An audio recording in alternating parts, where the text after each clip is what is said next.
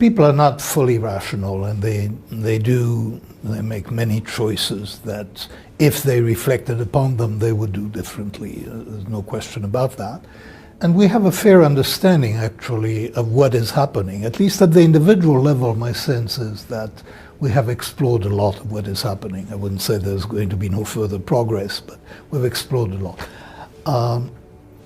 The major tendencies? Well, the major tendencies to people tend to frame things very narrowly. They take a narrow view of decision makings. They look at the problem at hand and they deal with it as if it were the only problem. Very frequently it's a better idea to look at problems as they will recur throughout your life, and then you look at the policy that you ought to adopt for a class of problems. Difficult to do would be a better thing. People frame things narrowly in the sense, for example, that they will save and borrow at the same time, instead of somehow treating their whole portfolio of assets as one thing. If people were able to take a broader view, they would in general make better decisions. So that is certainly one of the weaknesses of human decision making. We call it narrow framing. Mental accounting, is a big deal. This is the way that we live. So we keep our money in different mental accounts for which we have different rules. So people well, of course they spend their spending money, but then there is a hierarchy of the accounts that they will touch.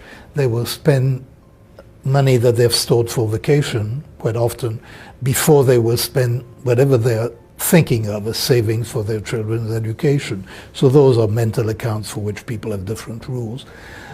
More foolishly, this is pretty sensible because mental accounting is a tool of self-control.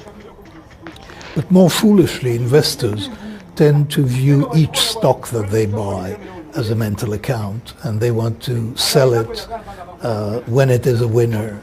And so they tend to sell their winners and to hang on to their losers in their portfolio. And that turns out to make them substantially poorer than if they had done things differently. You need to be numerate for certain kinds of decisions. So numerate people have a significant advantage over those who are not. Understanding compound interest makes a huge difference whether you're a credit card borrower or somebody who's saving. People have a very hazy idea of compound interest, and it's very detrimental. So I would say that, first of all, you need to be numerate, but many people are. Then you need to frame things broadly. I mean, it frequently goes with numeracy, but it's not quite the same thing.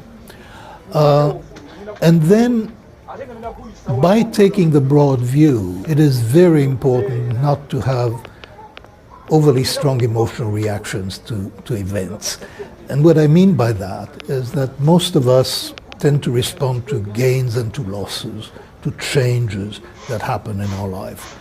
Actually, you're better off if you frame things broadly and you think you win a few, you lose a few, and you have very limited emotional response to small gains and to small losses.